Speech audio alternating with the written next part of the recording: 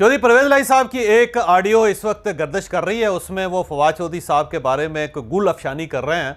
आपने यकीनन वो ऑडियो सुनी होगी, ऑडियो ज़रा लीक हो गई और ये एग्जैक्ट ऑडियो उसी दिन की है जब फवाद चौधरी साहब के घर पे छापा पड़ा और उन्हें गिरफ्तार किया गया था। तो चौधरी परवेज लाई साहब अपने साथी, अपने महबूब साथी और जिनके साथ उनके बड़े दरीना ताल्लुकात थे, उनके बारे में क्या फरमा रहे हैं आप वो सुन लें। लेकिन हम क्योंकि उस ऑडियो को पूरा आपको नहीं सुना सकते क्योंकि इसके अंदर चौधरी साहब की तरफ से पंजाबी की गालियाँ भी हैं। तो जहाँ जहाँ गाली है वहाँ पे आपको टू की आवाज़ आएगी, लेकिन आप खुद समझदार हैं, आपको अंदाज़ा हो जाएगा कि चौधरी साहब ने क्या फरमाया था फवाद चौधरी साहब के बारे में। आप इसको सुन लें और सुनने के बाद फिर चौधरी परवेज लाई साहब की आपको एक और वीडियो भी सुनाऊंगा। बिल्कुल ठीक, तुसी सुनाओ, मैं बस सादा हाल चाल पूछना सी। मैं शुक्रिया, बड़ा सही जा रहा काम। चलो ਇਹਨੂੰ ਫਵਾਦ ਨੂੰ ਫੜਿਆ ਨੇ ਅੱਜ ਸਵੇਰ 5 ਵਜੇ ਫੜ ਲੈਂਦੇ ਨੇ, ਮਹੀਨਾ ਪਹਿਲਾਂ ਸਮਝੀਆਂ ਨਹੀਂ ਟੁੱਟਣੀਆਂ। सही सही गल है, बिल्कुल ठीक गल। सही गल की ਸਾਡੇ ਤੇ ਜ਼ੋਰ ਪਾਇਆ ਇਹਨੂੰ ਫੜੋ, पहले फड़ लेंदे ते आसानी हो जाती। अब इससे आप अंदाज़ा लगा लें कि चौधरी परवेज लाई साहब की क्या थिंकिंग थी और वो पीटीआई के बारे में और इमरान खान साहब के साथियों के बारे में उनकी क्या राय थी, किस तरह सोचते थे।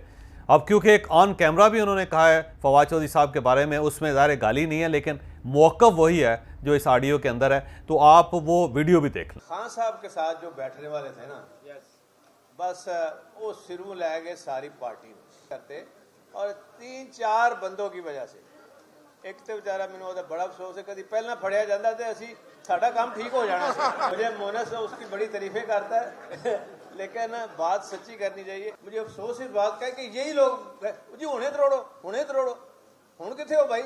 और इसी से मिलती जुलती एक वीडियो ब्रिगेडियर एजाज शाह साहब की भी पिछले दिनों आई थी और वो भी बता रहे थे कि इमरान खान साहब ने पंजाब असम्बली तोड़ के, गवर्नमेंट तोड़ के बहुत गलती की है और उन्होंने कहा अभी पार्टी शुरू हुई है, अभी सिर्फ फवाद चौधरी साहब गिरफ्तार हुए और उसके बाद होता क्या क्या है उनके बारे में भी जो कुछ उन्होंने फरमाया वो भी आप मुलाजा कर लो। This was anticipated, this had to happen. फिर असेंबलियां ना डिसॉल्व करते, ठीक था, काम चल रहा था ना। मेरे से तो सवाल ना करेंगे। आपने मशवरा क्या दिया था? यही दिया था जो आप कह रहे हैं। बाकी लोग भी पकड़े जाएंगे मेरा ख्याल है, ये तो बिगिनिंग है, अभी तो पार्टी शुरू हुई है। अब अगर इन 3 ऑडियोज को और वीडियोस को अगर आप देखें तो आपको पंजाब के अंदर एक बदलता हुआ सिनेरियो नज़र आ रहा है। आपको नज़र आ रहा है कि इमरान खान साहब ने पंजाब की गवर्नमेंट तोड़ के, पंजाब की असम्बली तोड़ के, उसके बाद खैबर पख्तूनख्वा असम्बली तोड़ के, खैबर पख्तूनख्वा की गवर्नमेंट तोड़ के बहुत बड़ी गलती करते। एक ऐसी सियासी गलती है जिसकी सज़ा मेरा ख्याल है इमरान खान साहब को मुद्दत तक भुगतनी पड़ेगी। अब ये सज़ाएँ हैं क्या, क्योंकि अब तो आपको सिर्फ फवाद चौधरी साहब नज़र आ रहे हैं लेकिन आने वाले दिनों में आपको 50 के करीब लोग जिनका ताल्लुक पीटीआई के साथ है वो फवाद चौधरी बनते हुए नज़र आएंगे। इसमें चीमा साहब हैं तो चीमा साहब को देख लीजिएगा, उसमें हमाद अजहर साहब हैं, इनको देख लीजिएगा, असद उमर साहब को देख लीजिएगा, इसके साथ साथ कुछ हैंडलर्स भी हैं पीटीआई के, आप उनको भी देख लीजिएगा। चौधरी परवेज लाई साहब, चौधरी मोनस लाई साहब और इनके जो फ्रंट मैन्स हैं उन सब के साथ भी जो कुछ आने वाले दिनों में होने वाला है आप उसका तसव्वुर नहीं कर सकते। यहाँ पे कुछ मैं चीज़ें आपके सामने रखता हूँ जो आने वाले दिनों में आपको वकूफ़ पज़ीर होती हुई नज़र आएंगी। पहली चीज़ तो ये है कि इमरान खान साहब की जो सिक्योरिटी है वो इस वक्त पंजाब पुलिस और खैबर पख्तूनख्वा पुलिस के पास है। तकरीबन 550 पुलिस अहलकार पंजाब पुलिस के इमरान खान साहब के घर के ऊपर तैनात हैं और 150 के करीब या 125 के करीब खैबर पख्तूनख्वा की पुलिस भी इस वक्त ज़मान पार्क के सामने है और ये तकरीबन 650 पुलिस अहलकार बनते हैं। यानी 650 पुलिस अहलकार, पूरी एक फ़ौज है जो इमरान खान साहब के घर की हिफाजत कर रही है। और ये पुलिस खाना कहाँ से खाती है? सरकारी ख़जाने से खाती है। इनके रिहाइश का बंदोबस्त सरकारी ख़जाने से हो रहा है। इनकी यूनिफॉर्म, इनका वेपन, इनके जो बाकी अखराजात हैं वो सारी की सारी सरकारी ख़जाने से अदा हो रही है। और ये रियासत मदीना के जो खलीफा थे उनकी सिक्योरिटी का बंदोबस्त है 650 पुलिस अहलकार, जिनकी इमारत, जिनकी तनख्वाहें, जिनकी रिहाइश, जिनकी वर्दियाँ, जिनके वेपन्स सारे के सारे सरकारी ख़जाने से जा रहे हैं। अब ज़ाहिर ये सिक्योरिटी कम की जाएगी और इमरान खान साहब को उतनी सिक्योरिटी दी जाएगी जितनी एक एक्स प्राइम मिनिस्टर को दी जा सकती आईनी और कानूनी लिहाज से। तो पहली जो एक जद पड़ेगी इमरान खान साहब पे ये जो पूरी एक फ़ौज इस वक्त ज़मान पार्क के सामने खड़ी है इमरान खान साहब की हिफाजत के लिए, वो मेरा ख्याल ये है कि उसमें 90% कमी हो जाएगी, सिर्फ 10% रह जाएंगे। तकरीबन 60 के करीब एहलकार, पुलिस एहलकार होंगे जो इमरान खान साहब की हिफाजत करेंगे, और बाकी सब अपने बैरक्स में या अपनी ड्यूटीज़ पे वापस चले जाएंगे। उन्हें दूसरे VIPs जो हैं उनको भी ज़ाहिर है लोगों की, एहलकारों की ज़रूरत है, तो ये वहाँ पे शिफ्ट हो जाएंगे। तो पहला तो इमरान खान साहब को एक नुकसान ये हुआ कि ये जो मौज लगी हुई थी कि आप सारी पुलिस को अपनी हिफाजत के लिए ज़मान पार्क के सामने खड़ा कर लें, वो ज़ाहिर है अब ये ख़त्म हो जाएगी। दूसरा, शेख रशीद साहब ज़ाहिर है इमरान खान साहब के साथी हैं और वो बढ़ के बहुत मारते हैं। आपने देखा होगा कि पिछले दिनों भी वो माइक्स के सामने खड़े होकर उनका अचानक उनका फशारे खून बढ़ जाता है जब वो माइक्स और कैमरों को देखते हैं, तो उसके बाद वो एक ललकार ज़रूर मारते हैं। तो उन्होंने एक ललकार मारी। अब उनकी जो लाल हवेली है वो बेसिकली मतरूका इमलाक है, और वक्फ बोर्ड, मतरूका वक्फ इमलाक बोर्ड, उसने बहुत अरसे से इनके ख़िलाफ़ एक केस कर रखा है कि ये जी मतरूका इमारत है, ये हुकूमत पाकिस्तान की अमीन है, ये इस पर शेख रशीद साहब ने कब्ज़ा किया हुआ है। और जब अब उनको नोटिस दिया गया है तो शेख रशीद साहब ने 5 मरले की एक रजिस्ट्री दिखाई है कि ये देखें जी 5 मरले जो हैं इस हवेली के वो हमने ख़रीद लिए थे, और उसकी बुनियाद पर पूरी लाल हवेली पे उन्होंने कब्ज़ा किया हुआ है। 30 जनवरी को पुलिस ने ये लाल हवेली भी खाली करवानी है और DC को कह दिया गया है। डिप्टी कमिश्नर अब इजाज़त से चीफ सेक्रेटरी से उनको मिल गई है। अब ये 30 जनवरी को आप ये भी एक देखिएगा कि शेख रशीद से लाल हवेली भी वापस हो जाएगी, और शेख रशीद साहब उसके बाद ज़ाहिर है मुख्तलिफ सड़कों पर मुजाहरे करते हुए नज़र आएंगे आपको। लेकिन ये एक शाखसाना है पंजाब गवर्नमेंट इनके हाथ से निकलने का। इसके साथ साथ ये जो अगली इलेक्शंस के बारे में बात की जा रही है, बार बार इमरान खान साहब ये कह रहे हैं कि जी अगले इलेक्शन जो हैं जो पंजाब के अंदर हैं, खैबर पख्तूनख्वा के अंदर हैं, वो अप्रैल के महीने में होने चाहिए हर सूरत। आइन और कानून भी यही कहता है। लेकिन इन इलेक्शंस के बारे में मलिक मोहम्मद अहमद ने कल कह दिया था, उन्होंने कह दिया था कि इसमें कोई शक नहीं है कि 90 दिन के अंदर अंदर इलेक्शन होने चाहिए। लेकिन आइन ये नहीं बताता आपको कि अगर 90 दिन के अंदर इलेक्शन ना करवाया जाए तो उनकी सज़ा क्या है।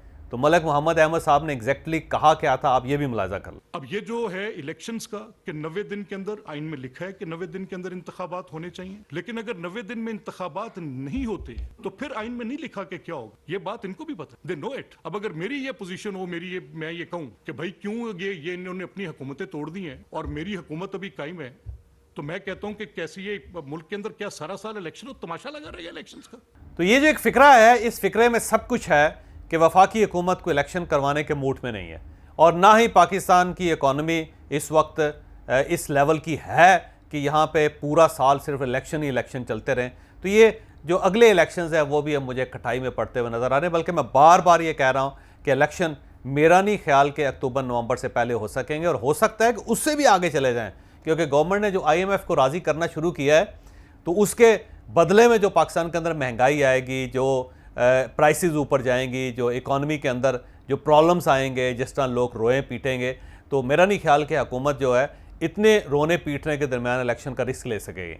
तो गवर्नमेंट डेफिनेटली गवर्नमेंट ने अपना किला पक्का कर लिया है, अपना किला ठोक लिया है गवर्नमेंट ने कि कहीं ऐसा ना हो कि हम IMF के साथ डील कर लें, महंगाई का एक बहुत बड़ा स्पेल आ जाए, लोग हमें पाकिस्तान के अंदर बददुआएं दे रहे हों या गालियाँ दे रहे हों, और इलेक्शन का वक्त आ जाए तो ज़ाहिर है फिर हम इलेक्शन नहीं जीत सकेंगे। तो वो गवर्नमेंट को ज़ाहिर है अब कहीं ना कहीं से एश्योरेंस है कि आप बड़े फ़ैसले करें, बोल्ड फ़ैसले करें, पाकिस्तान को बचाएं।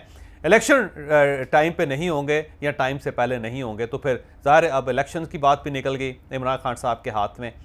फिर इमरान खान साहब के साथ जो इस वक्त 30, 40, 50 लोग हैं जो आपको बार बार कैमरों के सामने नज़र आते हैं, तो ये अब गायब होना शुरू हो जाएंगे। फवाद चौधरी साहब के बाद, जब उनकी गिरफ्तारी के बाद मेरा ख्याल ये था कि पार्टी सड़कों पर निकल आएगी और बहुत बड़ा हंगामा हो गया, पाकिस्तान में आग लग जाएगी। लेकिन आप देख लें जो मजाल है को बोला हो इनमें, हमाद अज़हर साहब है, बड़ी ही मुहतात गुफ्तगू कर रहा है। शाह महमूद कुरैशी साहब ने तो एहतियात की इंतहा कर दी। असद कैसर साहब तो बोलते ही नहीं हैं।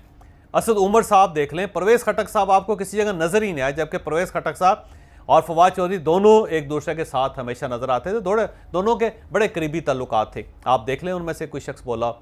असद उमर साहब को देख लें आप, अगर उसमें श्री मज़ारी साहबा ने एक प्रेस कॉन्फ्रेंस की फवाद चौधरी साहब की बेगम साहबा के साथ बैठ के, लेकिन उसके बाद मुकम्मल खामोशी है। तो वो जो ट्विटर बोलते होते थे जिसमें आप गाली दे देते होते थे, जो आप सोशल मीडिया के ऊपर बात करते थे, या जो सोशल मीडिया एक्टिविस्ट थे पीटीआई के वो कहाँ चले गए। आप उनको एक्टिव करें, उनसे कहें जी बोलें। अब वो गुस्ताखी जो फवाद चौधरी साहब ने इलेक्शन कमीशन के सामने की है, आप सब वो गुस्ताखी करें 300 बंदा वो बात उसी लेवल की, ताकि उसके बाद देखें कि उन सब का क्या बनता है। तो मेरा ख्याल ये है कि अब कोई शख्स भी फवाद चौधरी नहीं बनना चाहेगा, लेकिन जिसके खिलाफ कोई केस बना हुआ है उस केस का अब मंतकी नतीजा निकलना शुरू हो जाएगा।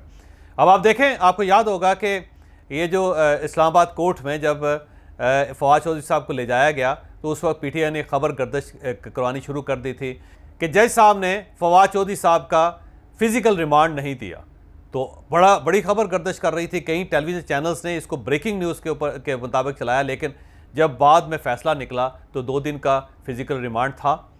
तो अब आप ये देखें कि अदालतें भी किसी प्रेशर में नहीं आ रही, ना ही पीटीआई की ट्रोलिंग के प्रेशर में आ रही हैं, ना पीटीआई के नारों के प्रेशर में आ रही हैं, ना पीटीआई की जो दरख्वास्तें हैं उसके प्रेशर में आ रही है। सेम इसी तरह लाहौर हाई कोर्ट के मुअज़्ज़ज़ जस्टिस साहब ने जब फवाद चौधरी साहब का नोटिस लिया और उनसे फ़ौरन उन्होंने पूछा कि कहाँ है फवाद चौधरी, उसको पेश किया जाए, और साथ उन्होंने ये कहा कि दोनों आईजीज़ आएँ। लेकिन जब शाम को वो वक्त आया आने का तो अदालत ने उस केस को, उस पटिशन को, उस दरख्वास्त को डिसमिस कर दिया, और साथ उन्होंने कहा जी कि कानून के मुताबिक काम हुआ है। और पंजाब के आईजी साहब ने वहाँ पे बड़ी धुआंधार तकरीर की और जजेस को उन्होंने कन्विंस कर लिया। उसके बाद आप देख लें, उन्होंने कहा कि आप लोग इस्लामाबाद हाई कोर्ट से या रावलपिंडी हाई कोर्ट से रब्ता करें, यहाँ हमारे पास अब कुछ नहीं है आपके लिए। तो ये सारी चीज़ें जो साबित कर रही हैं कि आने वाले दिनों में कितनी सख्तियाँ बर्दाश्त करनी पड़ेंगी पीटीआई को। तो मुझे यूँ लगता है कि पहले इमरान खान साहब के अपने साथी गिरफ्तार होंगे, और उसके बाद जब इमरान खान साहब तनहा रह जाएंगे तो फिर इमरान खान साहब की गिरफ्तारी का अमल भी शुरू हो जाएगा। और इस बार स्टेट या गवर्नमेंट इमरान खान साहब को स्पेयर नहीं करेगी, और जब इमरान खान साहब को स्पेयर नहीं किया जाएगा तो फिर मेरा ख्याल है पीटीआई का रियल इम्तहान शुरू होगा, रियल टेस्ट शुरू होगा।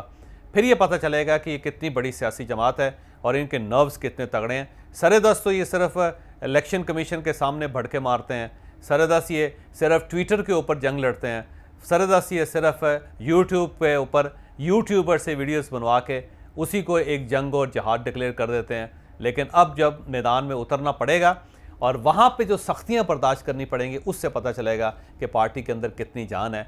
और इसके साथ साथ आखिर में आपको ये भी बताता चलो कि सदर साहब बड़ी कोशिश कर रहे हैं, वो 2 मरतबा 2 दिनों के अंदर उन्होंने इमरान खान साहब के साथ मुलाकात की। इस्लामाबाद आते हैं, यहाँ पे कुछ लोगों से मुलाकात करते हैं, फिर गवर्नर पंजाब से मुलाकात करते हैं, फिर वो इमरान खान साहब से मुलाकात करते हैं। और जब दूसरे दिन उन्होंने कल, यानी कि जब उन्होंने इमरान खान साहब से रब्ता किया, तो कल एक तवील अरसे बाद इमरान खान साहब की तरफ से नागा आया। इमरान खान साहब ने कौम से खिताब नहीं किया। तो इससे भी आप अंदाज़ा लगा सकते हैं कि आने वाले दिनों में ईवान सदर के अंदर क्या क्या तब्दीलियाँ आ रही हैं।